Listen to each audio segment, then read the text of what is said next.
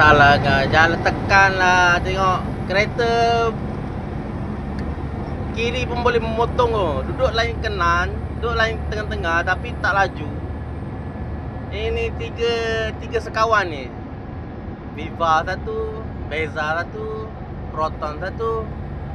Pakcik, boleh tajam terus sikit pakcik ya. Terima kasih. Aku nak motong kiri pun tak boleh, nak motong kanan pun tak boleh. Hanya apa salah aku tekan je, depan tu kosong lagi. Tekan lagi. Nanti kalau kita terlajak langgar belakang, salah driver. Sama 300.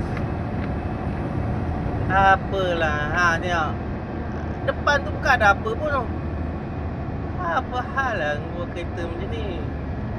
Tengok, depan tu tak ada apa pun, kosong tu. Berapa kilo? 500 meter kosong, mana ada apa depan tu. Kalau dia bawa perlahan pun sebab apa? Apa sebab? Kenapa tak boleh tekan? Kalau mau perlahan, pergilah kiri. Kiri tu kosong. Tengok, bagi kiri, nak masuk kiri pun tak ada sekena. Kalau belakang motor lalu pump terus. Penat macam ni.